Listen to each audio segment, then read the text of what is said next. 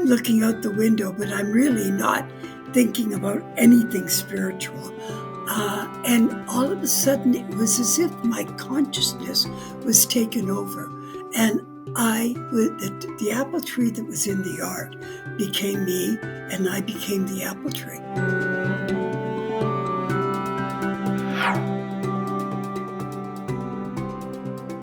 Hey everyone, today I'm super excited to welcome this amazing guest onto our podcast today. She has spent her entire life digging into spirituality, near-death experiences, religion, and the science behind it all.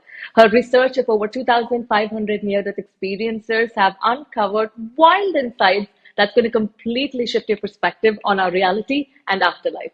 So without any further ado, let's welcome Lynn K. Russell onto the Celestial World podcast. Welcome, Lynn. How are you doing today? I'm wonderful, and thank you so much for having me. Lynn, can you tell us a bit about what inspired you to get onto this path of exploring near-death experiences?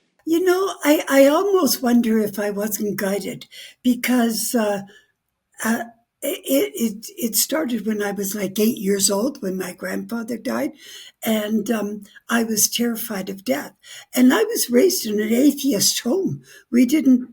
Religion was definitely not something we did, and so I was the only religious person in the family that was even curious about it. But anyway, 70 years ago this year, I began searching for answers to what was death all about and what was going to happen to me when I died. And I was just terrified of dying, basically. And because my atheist mom had told us that we just disappear when we die, and that made it even worse because I did not want to disappear at 8 years old. And so, Yeah, not that I was dying then, but that was my mentality. Oh my goodness. Anyway, that's what began it. And then I did all this research and I got involved with science as well, and as particularly cosmology, and just fascinated, and I just couldn't stop learning. And so then when I retired, I was a family counselor for 30 years. And so when I retired, um, I went on to NDERF, which stands for Near Death Experience Research Foundation. And they were looking for someone to do research. So I had just retired. I had lots of time. So that's how it all began. that is when your dream career started. It turned out to be the absolute perfect thing I should have done, because what happened was then, after I had studied a few hundred death experiences or near death experiences, um, I I began to see information that was deeper and the more spiritual, and putting pieces together to a deeper, more profound thinking in spirituality. So, once you started doing all of this research, how did your understanding of life and death change over time? I actually didn't find any answers until near death experience information started coming out. Then I was great. But before that, I didn't even think about it, except that I was looking for traditional. And then when in the 70s, when the New Age and more spirituality, not religion, came out, I jumped on that bandwagon and I looked at all the esoteric and ghosts and all of that kind of thing. And so, and then I eventually, when I went to the near death experiences, that was when all that information that I had from my years of experience all started to fit together. Makes sense. You also speak about your STE in the book, right? Can you talk about it a lot more? Yeah, sure. Um, well, it happened when I was a single parent at this point, and I had three children, and they were 4, 5, and 6. And so my two older ones were in kindergarten and grade one at this point in the afternoon, and my youngest one was down for an afternoon nap. And I'm not sure at four if she needed an afternoon nap, but I needed her to have one. So anyway, and each time I had three experiences that all fit together, and at least in my mind they did. And um, so they happened on different days at different times, but basically when in the afternoon when things were quiet. And so the first experience, I was doing the dishes in, and there was a sink above above the sorry, a window above the sink, and I'm looking out the window, but I'm really not thinking about anything spiritual.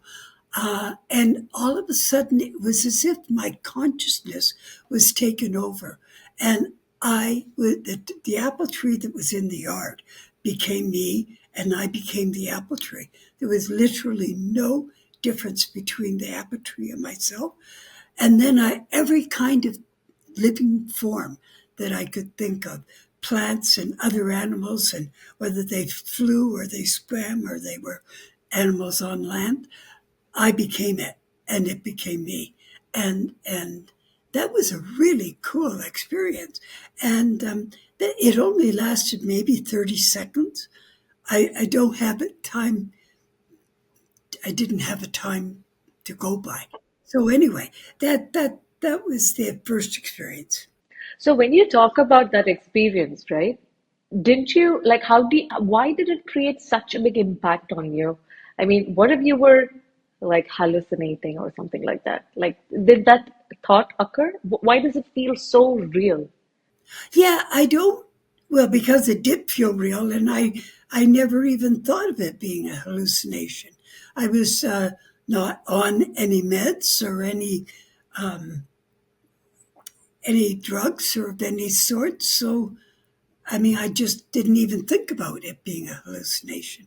But anyway, um, then I had more. So I was, if it was a hallucination, it seemed to progress. What was it like being a tree? I'm being Being that sorry. apple tree? What was it like being that apple Oh, tree? it was the essence of the apple tree. It was the essence of me.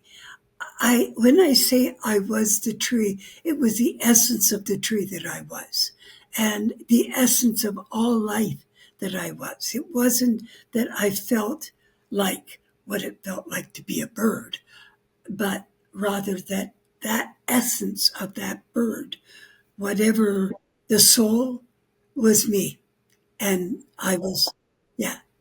You know, I've heard this so many times, right? Where people have this awakening, or like even Matthias de Stefano is this guy who also talk about dimensions and all of that, and he also says that when he was a child, he was in front of a tree, and suddenly he became the tree. So for someone who's not gone through that experience, I I struggle to understand what it means. So that's why I ask you, like, what was it like? But this is not the first time I've heard this. I've heard this so many times. I became that. I became everything. So that's interesting. And what was the next thing that happened? Yeah, well, then the next one was again in the middle of the afternoon, and I'm wiping fingerprints off the hall walls, and it's a few days later. Um, and all of a sudden, again, my awareness was I wasn't even aware of the wall. I I saw an atom with the nuclei and the electrons going around, and then I saw that expanded to our solar system with the sun and the planets going around, and then our galaxy, and then just it kept expanding from the micro to the macro universe. And during this expansion, and while all this is happening at the same time, I'm getting information.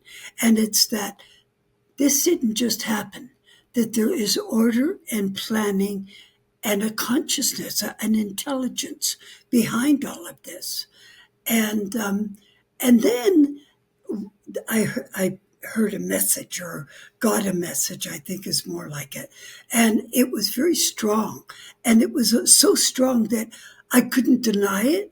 It was like as strong as my being is, that I exist. And the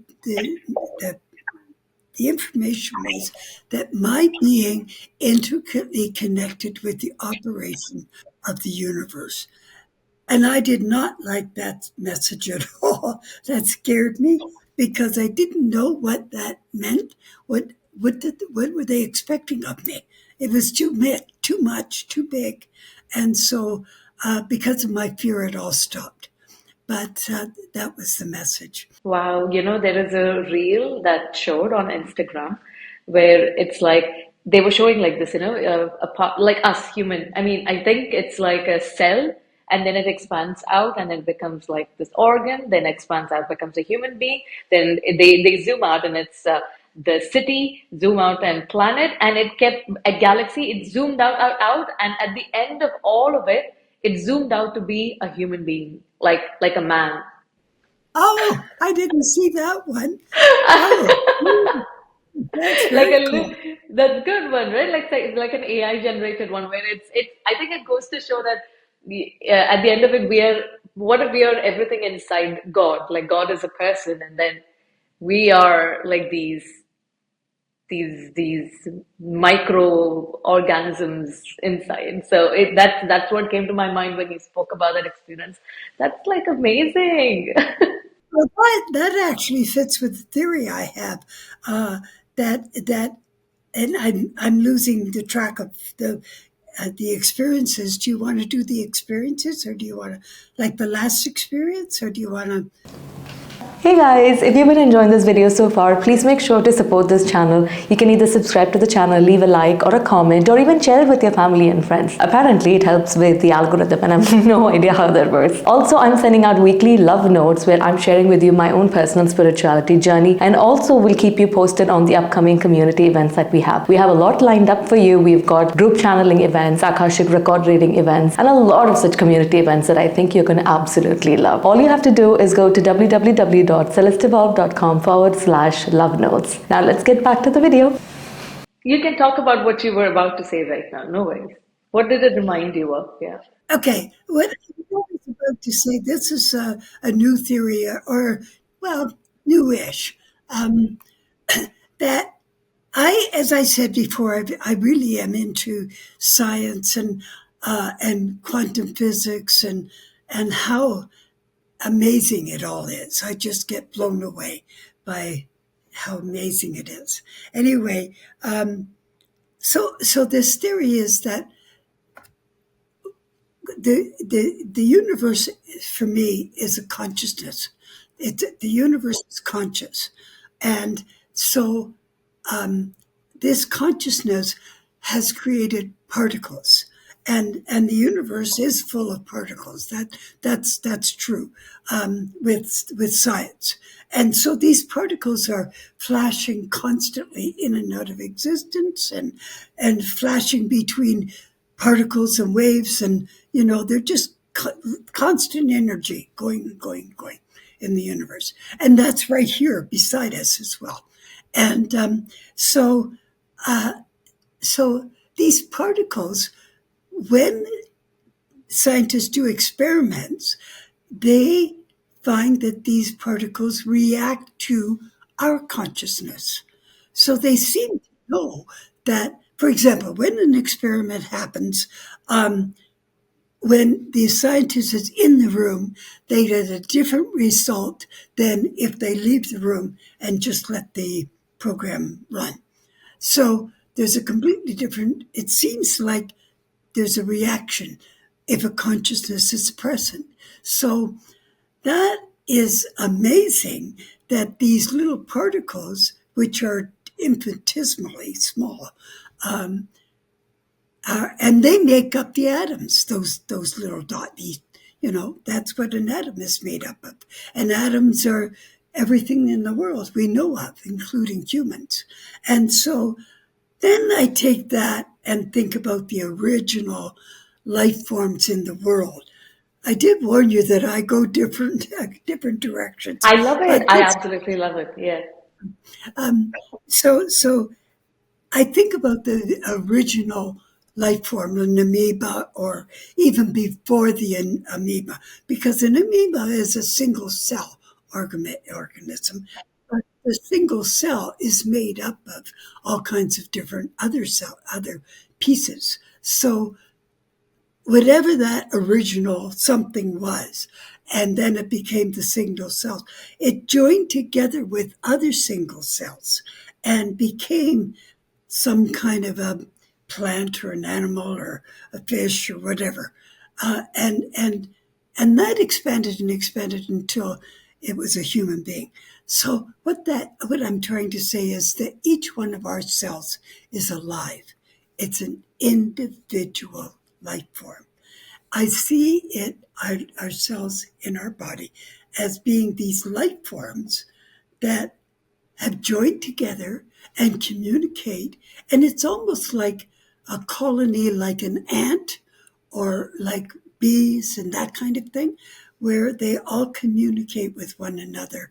And, and, and we are it, That's it, fascinating.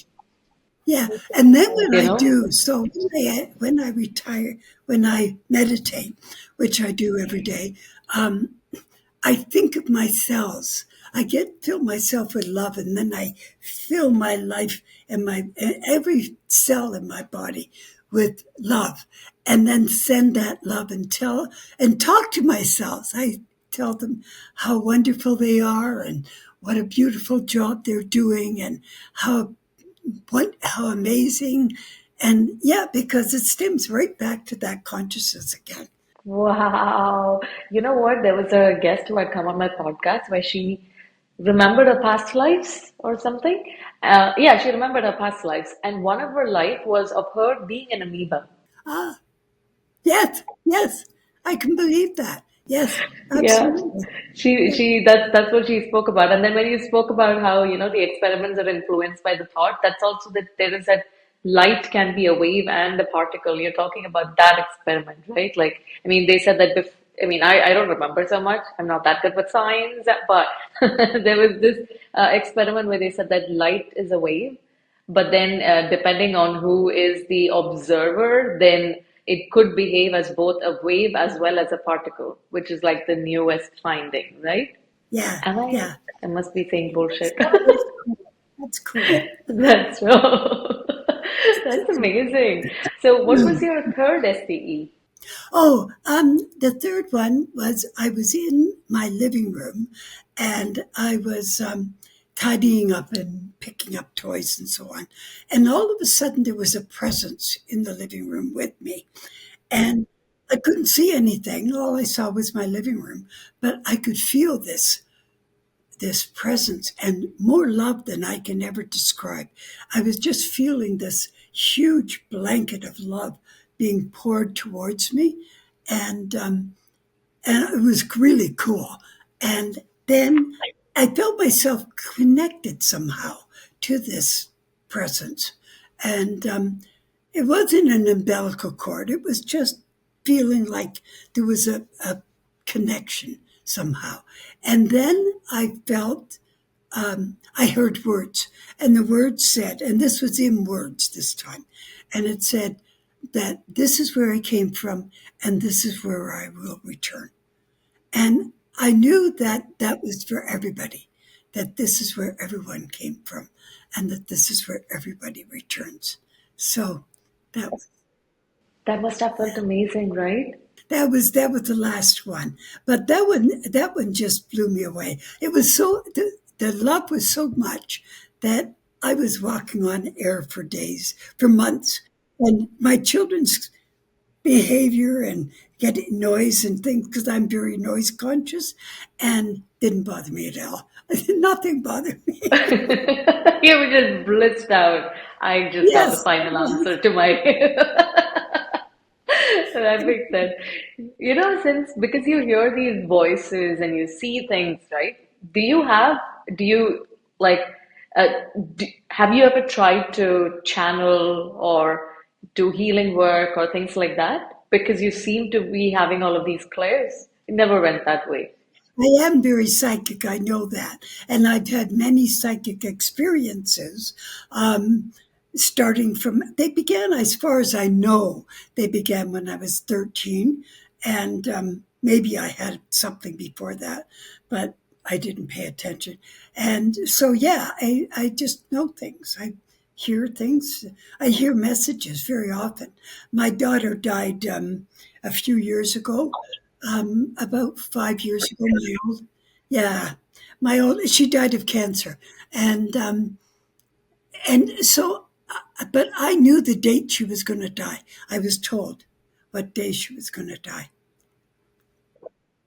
so I was prepared. I'm so sorry. I'm like a little taken aback by that. Yeah, well, it was about 9 years now, so you know. I mean, I'm okay with it, and actually, the information from near death experiences really helped me to deal with her death. Yeah. That makes sense. That makes sense. That makes sense as to why, like, you want to find out more about near-death experience as well. Personally, for me, I dived into all of these things because of a near-death experience video that I watched. And then I went more deeper and deeper. What is the next one? And then when I kept watching all of them, they all seem to have a similar theme, similar Yes. themes, Yes. right? That's Yes. when this whole idea that I had about what our church say, that disappeared. So let's talk about the near-death experience research that you've done. What are some of the common themes that you have seen? Well, there are about 31 common points, and so I can't list them all because I don't have them in front of me. But it would be things like feeling the love that everybody talks about, feeling connected to the whole universe, that no matter what they were looking at, and some people did wind up, well, souls, I guess they were, wound up in the universe with the stars and the planets and everything around them. And they felt like they were part of that, that was them and they were them. There was no separation. It was just the same as my experience with the tree. Um, but it was just this magnificent oneness. And another one was communication through telepathy and being able to travel by thought and those kind of things. Those are some of the illustrations of the things. But I want to stress something. Even though we have all of those elements that are the same, and there's many more, um, we each have an individual experience. No two experiences are exactly the same. And the reason for that is because we create it. We create or have a role in creating our experience. So that's very important because, in the same way that we create our death experiences, we are also creating this life experience. And we need to know that. That's amazing. Some of the one theme that I started seeing for all the near-death experiences is that before they have the near-death experience, they must have been going through something really difficult in their life, or they must be going through a sort of hopelessness or something, and they kind of wanted it to happen. Did you see anything like that in your research where did they have a common theme before the near-death experience? Yes, most of the near-death experiences are based on illnesses or an accident or some kind of medical issue. But yes, I do have. I have researched, and I think it's called. Just a second. It's not coming to me. Um, Anyway, it's a near death experience, but the person hasn't had an illness or died. It's usually through extreme stress or fear, or they've lost someone and they can't let go, and they need to connect to what happened to that person, and so that's usually what happens with these other kinds of oh, I think they're NDE like. I think it's a Mm. dash like.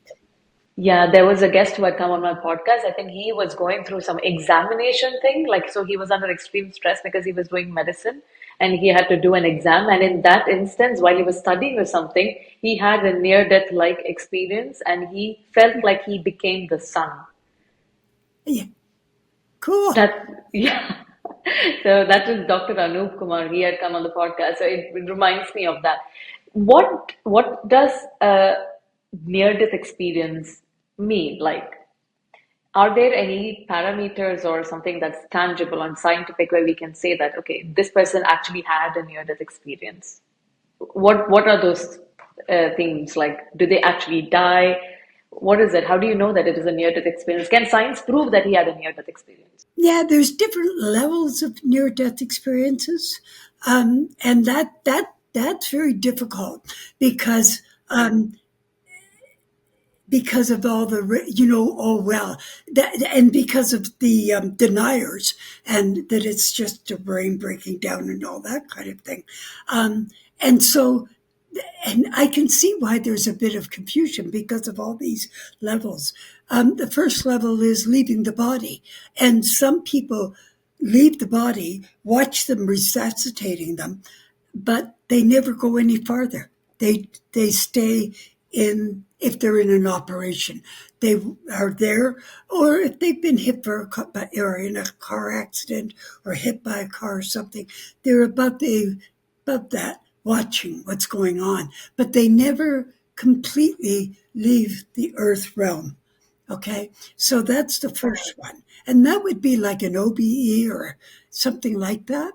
Yeah, The okay. second, yeah, and they may actually sometimes some of those will wander around the world and go and visit their. They'll see their parents or they'll see their loved ones, their wife or their children or their husband or whatever. Um, and so that's the first level. The next level is that they do go through the light. They either go through a tunnel. Not everybody goes through the tunnel. It's only about half the people that go through the tunnel. The other half split it amongst a bunch of other ways.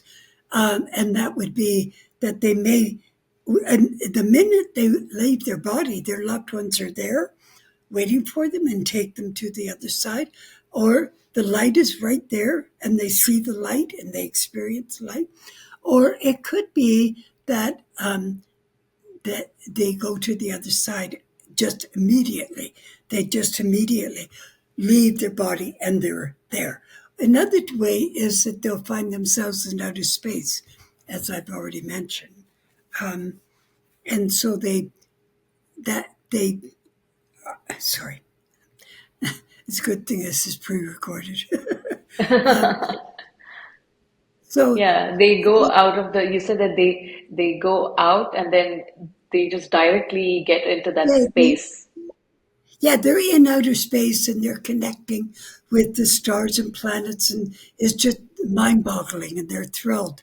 So, a lot of people will see themselves in blackness, complete blackness. There's nothing else, and then they'll see a prick of light that gets bigger and bigger and bigger, and either they're going faster to it or it's coming to them, and then they enter into the light and they find themselves in different places. Now, that again is different levels. People will find themselves in a garden, or they might find themselves where these magnificent buildings are. Um, they might find themselves in meeting their loved ones and being greeted by their guides and being shown around by their guides at the same time. Some of them will not see, they'll see, they're not in a place. They will see their loved ones, but they're not surrounded by a earth like environment, and they communicate with their loved ones and with their guides. And their guides will show them around and explain things to them and help them. And sometimes a loved one will do that. Sometimes they will see um, their deity, whatever their deity is, Jesus or Moses or Muhammad or something like that. So whatever their deity is, they'll see that entity, and they will be again. That entity does exactly the same thing as a as the guide does for the other people. So that's different levels. Some people are told they get to a point and they can't cross over. This is as far as they can go, and so I think those are people who have a near death experience, although it's very very real, and so it's very confusing. But I think that near death experience is when they get to a place where they can't cross over. But there are others who enter into the light and there's no block at all. They can go as far as they want. They're told you can stay or you can go. And I think those are people that actually died. And yeah. But I also think that it relates to their spiritual growth at the time of death. So I think that sometimes people will die and their spiritual growth is right here. Like they're not as developed, and so they have to go to the level that they have developed to, that their soul is developed to, because I think the soul first decides to be a human or a life form, and that life form is very very basic, and then it eventually evolves into humans, and after humans, that evolves, like to a primitive human to a very evolved human.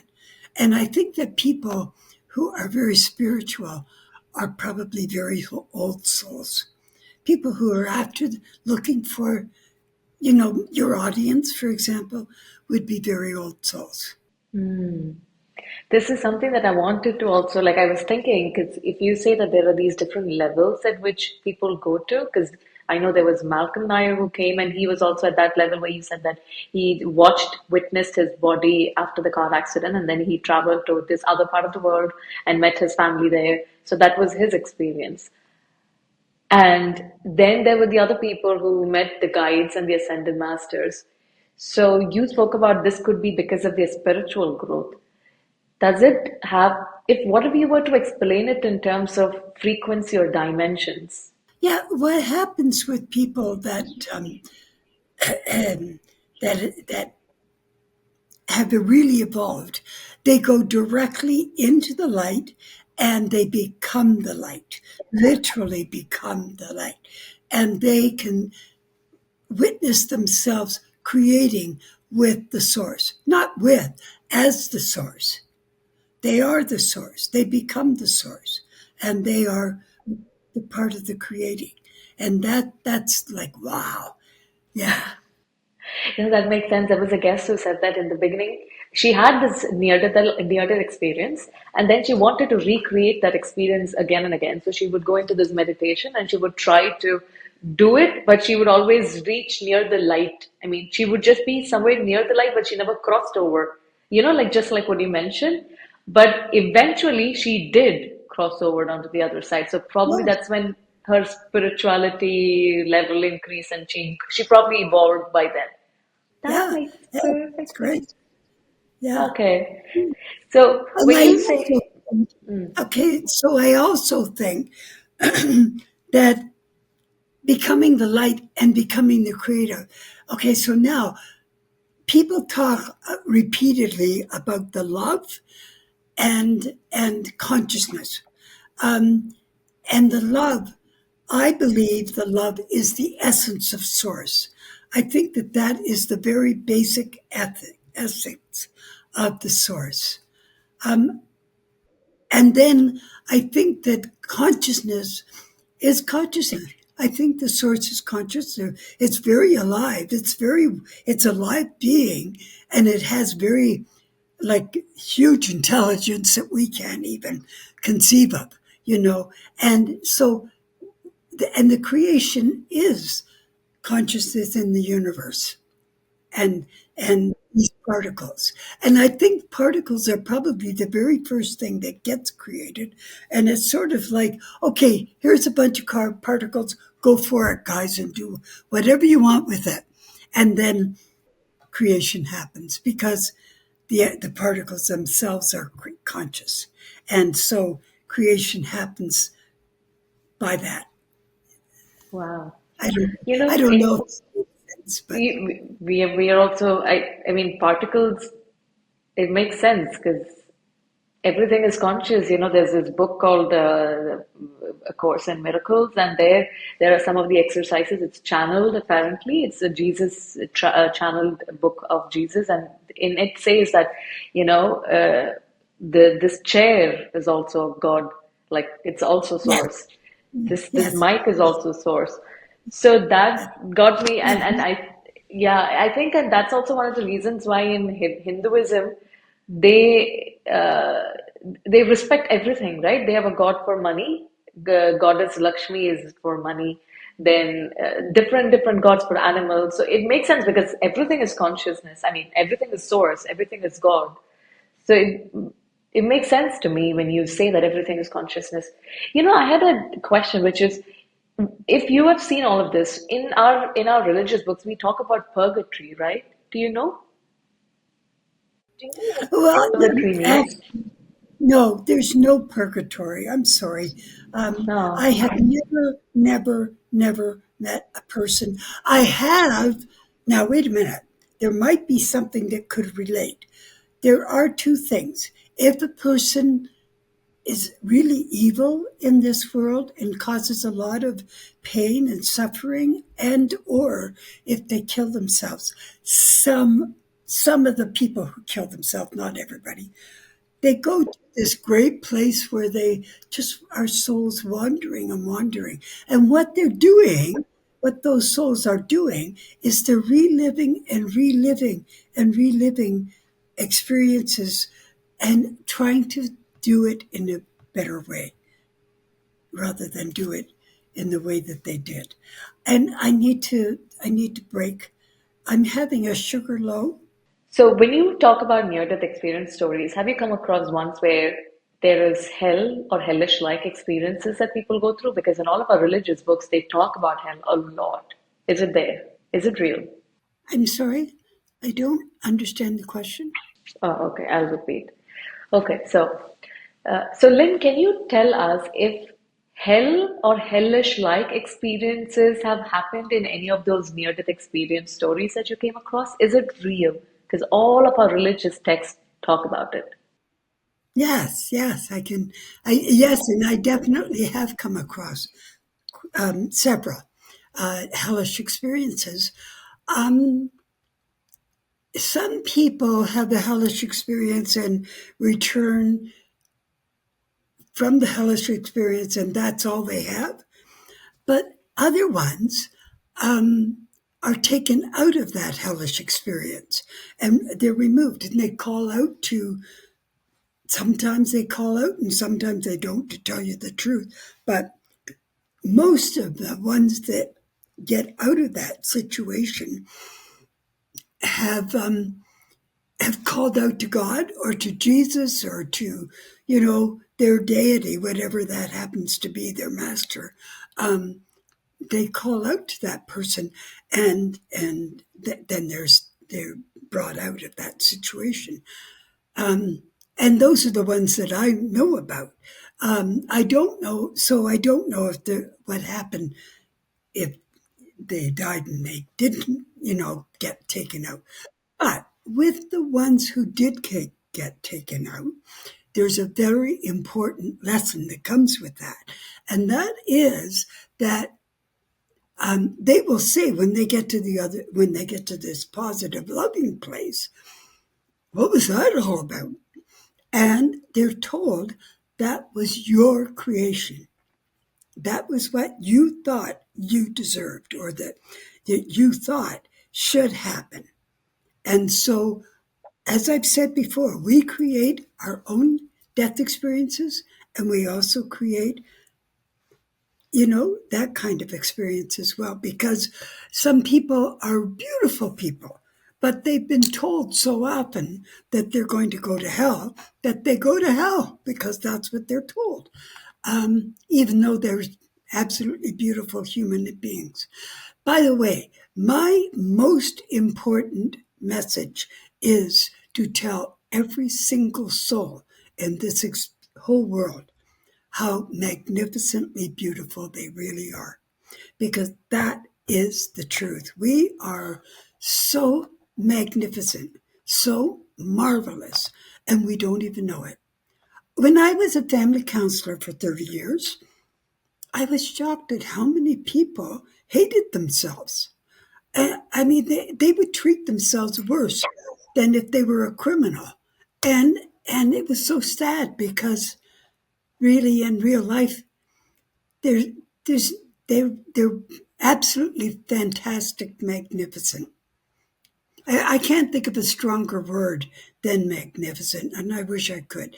But anyway, um, you can accomplish anything you put your mind to, except within the physical laws. Like you can't fly without wings or something. But other than that, I mean, like accomplishments. When I was a little girl, and this fits in, I was assessed as mentally slow. And I was put in special classes for kids who were mentally slow. And it was called the opportunity class.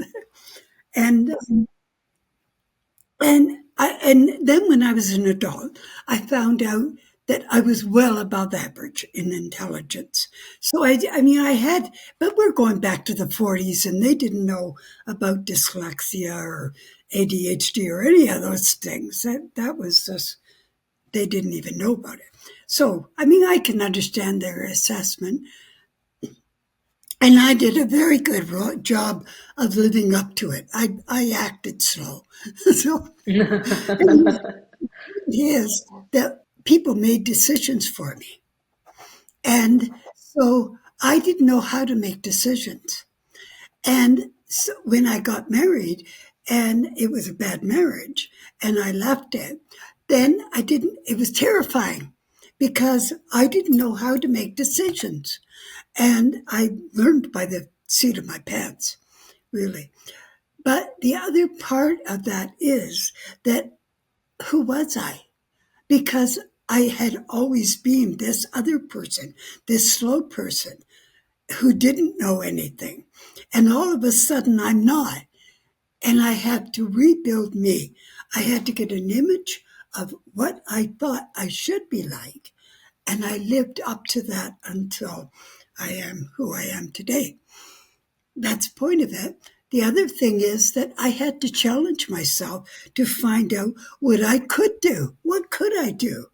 I mean, I wouldn't have even thought of getting involved in quantum physics as earlier. And yet now, I mean, I just love it. I can't get enough. So yeah, so my message going back to what I'm trying to say is don't shortchange yourself. Challenge yourself. Find out what you can and can't do. If you love something and you weren't able to go in that direction, go into it on a hobby or as a part time. The door is always open. There's never a closed door. That's a very important message because from my own personal experience, when you said that, a lot of the people think that they are bad people, I also considered myself to be a bad person.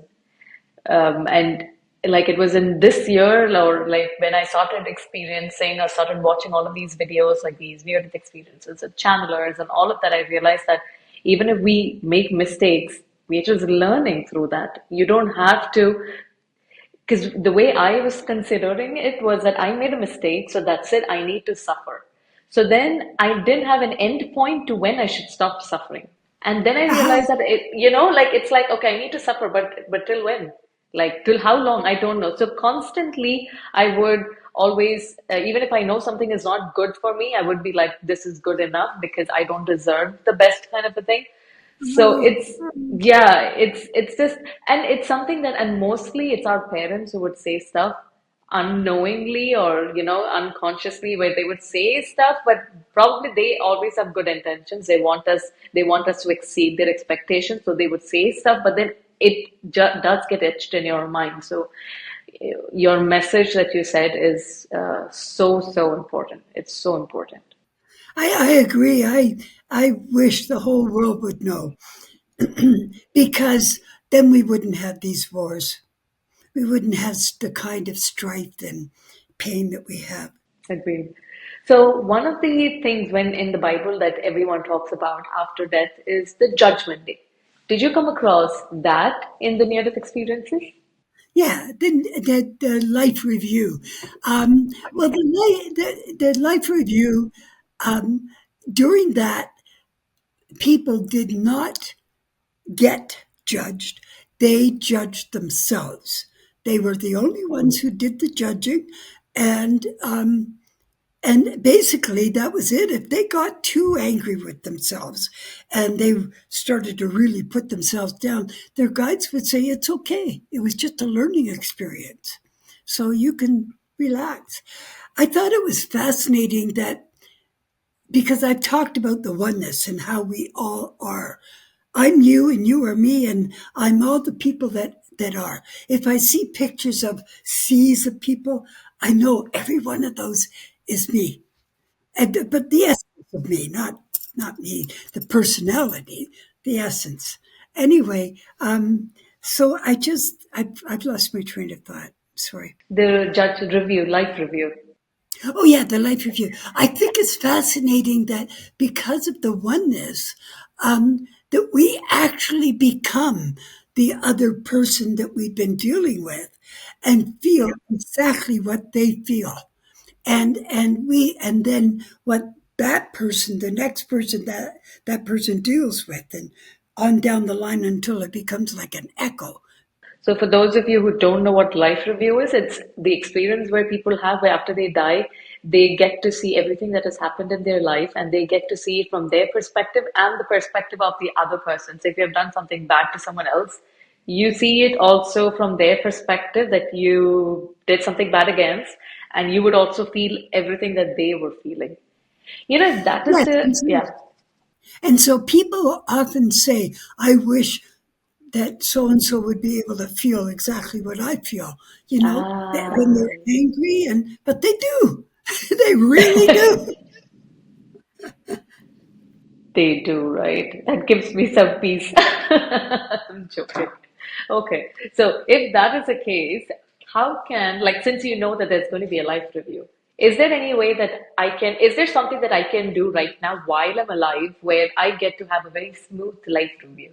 Well, yes, you can be kind and caring and loving and do all that you possibly can and really think about your decisions because they affect others.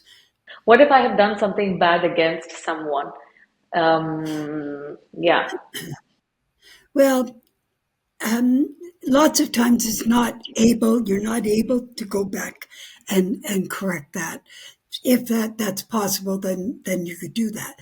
But if it's not possible, then it's a learning experience, and see it from that perspective. Don't see it like, oh, I'm bad. I hurt that person. See it more as a point of, what did I learn from that? What could I gain from that experience? How can I use it in my future? When you look at all of these experiences that they've had, have you seen any difference between the near-death experience that a Buddhist have versus a Hindu or versus a Christian or a Muslim? Because I don't know if Buddhists believe in hell, but for sure Muslims and Christians believe in hell, and their idea of hell is very scary. So have you seen any difference between them and their experiences based on their religious beliefs? Um, well, there's the basic Judean religions that have stemmed from Judaism. So that would be Judaism, Christianity and Muslim, and those have very similar death experiences because they have the same base of thinking. Um, Hindu, they have a different experience, but they still see the light and enter into the light and those kind of things. But their experience would be different because they build a different experience for themselves. And it's Interesting. based on belief. Have you researched any NDEs with the tribal people? No, no, I haven't actually. And one of the I think nice things, but maybe not, was the research I did. How I should explain. Um, I was on, as I told you, NDERF, and so people wrote into NDERF and wrote out their experience, and then they answered a huge, huge questionnaire. And I would take that questionnaire and tear it apart and look at this one and look at that, and how many people had saw the light, and how many people had enhanced experience. Because that's one of the other things, elements of that happens to almost everybody, is that there is so much real, more real than here. And that causes real difficulty for people when they come back, because it readjusting to this world that seems like it's just an illusion or a dream. It's not real. And that's very hard for the people. And so, yeah, where was I? Because I was asking about the NDEs for the tribal people. Because there was one episode where I watched about this guy who was actually doing a research on the NDEs for the tribal people, and apparently, instead of going through the tunnel, they go down the tree hole. Yeah, see, that would be the kind of thing I'm talking about, where we would create our own experience. And so that Yeah. was, yeah. And people, one of the things that I want to stress is that because we have each our own experience, we cannot use our experience and say that's what happens to everybody. That's not what happens to everybody. There are general, how being human, we can walk, we can talk, we can talk to each other, we can do things like this, we can make music and build things. We have laws that we live under as human beings. And that's the same when you pass over. When on the other side, there's laws, and those laws are that you can talk telepathically and that you can travel everywhere. But here's the thing: you can do all that thing because you are one entity. One There is only one entity, and that entity is source. And that entity is us. And here's another thing: we have never left source. We are presently, right now, this second, we are still with source, and we are creating this experience. Yeah, that is true. One of the things that you mentioned in NDEs about the miraculous healing that people go through, right? Why does that Is happen? what is it? I'm sorry. The healing that people go through after an NDE, they Oh, heal yes, so yes, fast. yes. That's not common, but it does happen. Yes, people. Yes, come back completely healed. But I think, and other ones don't. They come back and they still have to deal with whatever that is. But before the soul, when the soul decides it's going to be a human being, then the soul chooses a goal that it wants to accomplish here in the world. And then it chooses all the elements that will help that individual get to that goal and to accomplish it. The goals are our purpose, our goal is always for the betterment of the world, always, and or for the individual, one or the other, like their personal growth. So that's one of the parts. But the other thing is that we choose events We don't choose every event that ever happened in our lives. We choose the events that will guide us to our goal. We choose the people in our lives, not every single person, but those who will help us to get to our goal. No matter how much the effect they have in our lives. Like somebody who's in and out again, or long term. And we also choose all the elements of ourselves. So we choose what we look like.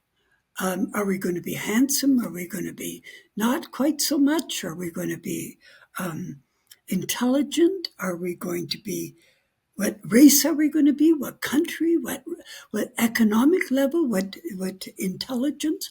All of those things get chosen. And then when we come here, that is the conditions we have. And we also choose our death and illnesses or disadvantages. So all those things are chosen ahead of time. So when you talked about the healing, they don't heal because that's part of the goal. That's part of the thing that they needed to have in order to get to where they wanted to be. That makes sense. Because even some of them have said that, I think in Dolores Cannon's healing sessions, no, the past life regressions, she goes into certain lifetimes, and they talk about, there was this one guy who was in in Qumran, the one where Jesus was with. I forgot the whole story. Like, I mean, I'm forgetting the word. So one of them said that he died of cancer in that lifetime. And then they asked, why did you die of cancer? So they pulled them out of that, and they are now the higher self. And they look at how their life went by. And they said that because I had lessons to learn through that disease Yes, by yes, being sick. yeah, yeah, exactly. Yeah, that's, I think it's a relief to get to know that, because it's true that when you are sick, when you have certain parts of your body which is not functioning, that's when you start to probably reflect and sit and think, or maybe you become more on the receiving mode. You allow people to take care of you. A lot of the things, there's a lot of lessons that happen as well when you're going through that. So let me ask you about reincarnation. What has been okay. your research, or what has been your findings on reincarnation? Um, well, actually, I mean, yes, it is true. Very often, people who have committed suicide have to come back to another life that is exactly the same as the one they just left, because they have to overcome whatever it was that drove them to suicide. Okay. And what about the ones who did not commit suicide? Why do they have to reincarnate? Why do people reincarnate? Well, we all reincarnate. Okay, that's a good question actually, because our existence gives to the source. We are presently giving. So why I said that we are source, that we are creating this moment, and that we are creating ourselves in this lifetime. So why are we here? Well, we're here because we are giving back to Source. If Source didn't have us, or the universe and all the other lifetimes and life sources and so on, it would not know that it existed, because, well, it might know it existed, but it would exist in nothingness. There's nothing but Source. There's only one Source. So what did Source use to create with? Itself, because that's all it had. There was source and nothing. So it creates in order to know its own being. Hmm, I And we love are that. part of it. We just take a part of it. But yesterday, I think we had a guest who came through, and she said that Deanne Rose, she also said the same thing, which is that Source wants to experience. If you're eating this food, Source wants to experience what it is like to have this food. Or maybe you're going through a sickness, Source wants to experience what it's like to go through that sickness. So anything that you're doing it for Source, because Source wants to know what it feels like. Yeah, absolutely. That's absolutely true. That is beautiful. Is there any other different aspect or any other common theme that has come through which actually stood out to you, like a story that stood out to you that where you went, what? Is that real? Or maybe, what? I knew it all along. Is there any story that stands out to Yeah, you? I have one. Actually, there were several, but one was a lady who committed suicide, and generally, the people whose bodies are still intact and they can, like drugs or something like that, that they can, it's still functional, the body, then they're sent back, usually. Um, but this particular lady, she committed suicide through, I think she took pills, ton of pills. I don't know what they were. Anyway, and then she laid down on the couch and was waiting for death to happen. And her book is called Dead is a four-letter word. So, and I love her experience, and her writing and her experience is beautiful. But anyway, she was one of the people who entered into the light and became, and she didn't become the light. She saw herself still as separate, but all this love was coming to her, and she was blown away because she's saying, I shouldn't be getting love. I committed suicide. I committed a sin. I should be punished. And here all this love, love, love was coming. And so that was a beautiful experience. And the way she talks about it was a beautiful experience as well. And her book, a DW, if you go to NDERF and look up DW, NDE, you'll see her book, and it's for free. So you can just read it. But her experience there is you can read it too. No, Um, that's a beautiful one.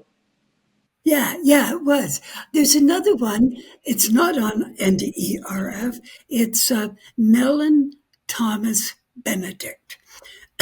Mellon Thomas Benedict was a man who was very bitter against the world. He was a bitter, bitter person. So, and so he hated the world. He hated people. He thought that they were all evil, you know. And so he died of cancer.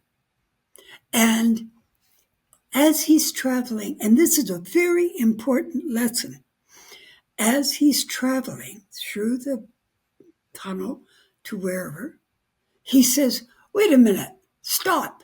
And everything stopped. Because, as I said, we are creating it. And that's a good example. Anyway, he said to nothingness, whatever, because he didn't know what or who he was talking to. He said, um, I want to think about this. And then he said, I want to go to the very beginning of when this all began. And he did. That's when, boom, he was there. And he watched a universe being created and how he was taking part in the creation and helping create or being the source creating.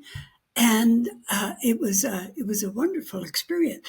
But then when he was coming back, and he was cured of his cancer, when he came back, he asked his guides. Now he's got guides, and he asked the guide, "Well, do you mean there's no evil people?"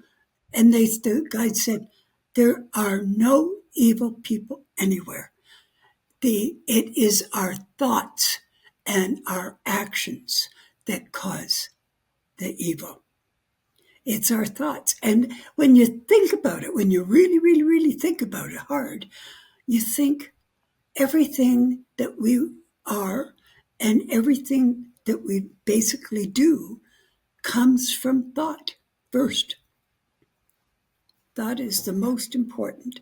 And that goes back to the consciousness Wow. and, and These two creative. stories are, yeah, these stories are fascinating because you never think that someone who's gone through suicide would um, feel all the love that they spoke about. And then I didn't know you could stop with the tunnel because I thought it's like a vacuum or something where you're just like sucked into it and you know. So, Yeah, there's another lady by. Oh, by the way, you can read Mellon Thomas Benedict's NDE online. Just Google his name; it's there. Um, but there was another lady because keep in mind we're the creators. So there's this lady going up in the tunnel, and she was halfway up, and she said, "Wait a minute, this isn't real. I'm creating this." So then she deliberately created for herself different scenarios, and she became it. She was there. It was as real as this. oh, I love the okay, Lynn, if that is the case, right, Lynn, if you were someone who could have the ability to create, have you thought about what you would create? Like, what would your fantasy world be? My fantasy world, oh well. I don't see that man or humans, yeah, could live without strife or difficulties. We will always have some kind of difficulty that we need to work with through, because that without difficulties we don't grow. I've known people like that where their lives are, very lovely and sweetness and light, but they're just very small people, you know. So you have to have strife to grow, and not only that, but the source needs that experience, and another thing is that each one of us creates a different reality, because I may have the same problem as somebody over here, but that person's going to deal with their issue quite differently than I would, or that somebody else would. So each one of us is creating our own reality and our own way of dealing with things. Like, a lot of the people say that they once they reached there, they didn't want to come back, right? So does it mean that everybody who died, they actually picked it? Like everybody who were, about to transition, they were given the choice whether to stay back or not, and they actually picked to go to the other side? Yeah, yeah. They really hate coming back here. Most of them. Some of them recognize right away, oh, I can't stay. I know that I am not finished and I have to go back and finish whatever it is that I've agreed to do. But most of them don't. Most of them fight. Sometimes some of them have temper tantrums. Just get into it. Yeah. So you do have feelings on the other side too. As a matter of fact, when you leave your body, you feel exactly the same as you do now. There's no difference. You don't all of a sudden become spirit and airy fairy or whatever. You are exactly the same as you are in your body, because it's your soul that's inside the body, operating the body, and we are source. We are the soul, and the soul is source. And that soul that's in us is pumping the blood and our breathing and all those things that work automatically. That's soul doing the work. I love that. Do you believe in parallel lives and worlds where there is me here, but if I pick, instead of Billy, I decide to get married to Raymond, then there is me who is still living a life with Billy, and then there is me who is also living a life with Raymond. There are two parallel existences. Oh, by location. Yes, it does happen. Yeah, it can happen at the spirit level, and yes, definitely. As a matter of Interesting. fact, yeah, because sometimes a person is up above watching, but they're awake and they're answering questions and being they're operational, and they're still out of their body. Yeah, that Hmm. doesn't happen And a lot. These are exceptions to the rule. That makes total sense. So, what are some of the new projects that you've been working on or initiatives that you have? Oh my goodness, I have so many goals and so many things I want to do. Um, I, I, I told you about the self thing. I want to write a book on that. So because I think that if people could talk and give love to themselves and see them as living beings, I think they would be much happier and healthier, you know. So I think it would make an effect on their health as well, because it would sort of be like the visualization kind of concept. So I think that. But another thing I want to write is I want to write a book that's called The Star of Consciousness. And it's a little bit difficult for me to write it because it's, I want to write it in everyday, down to earth kind of language that everybody can understand. And to talk about different kinds of scientific experiments that prove our spirituality. So, for example, particles having consciousness, that kind of thing, or recognizing consciousness or whatever. Anyway, so that's another thing I want to write. And so I have 5 different points, and so the star of consciousness. And then another thing I want, and that I've just written, and is presently, this is my newest book, and that is, it's called, just a minute, I'm Warping. sorry. Okay, it's Warple. Beyond NDEs, the next step in near-death experience research. That's about. I also would like to take a minute to talk about Warple. Yes. Warple is my children's book, and that is a book.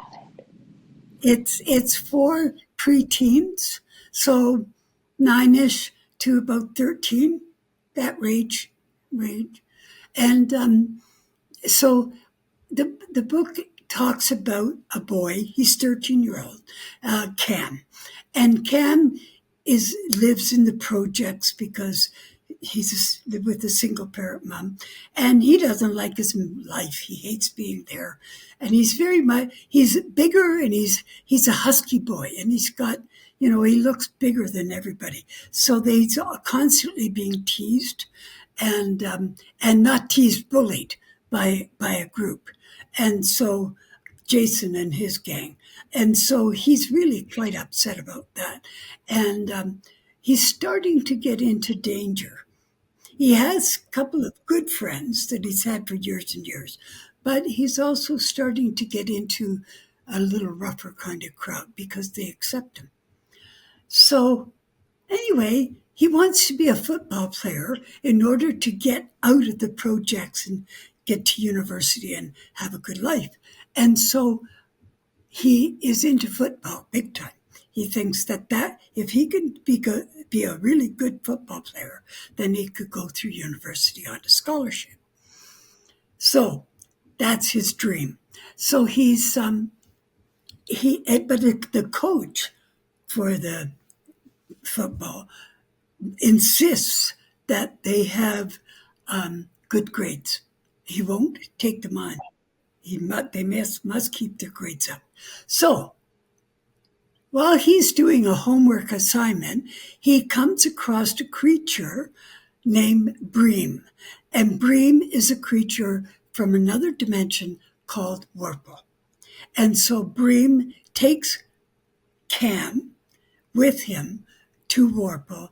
And originally it's just going to be a little visit, but they get over there and they're doing whatever they're doing. And they realize that there's an evil magician that has entered into this land.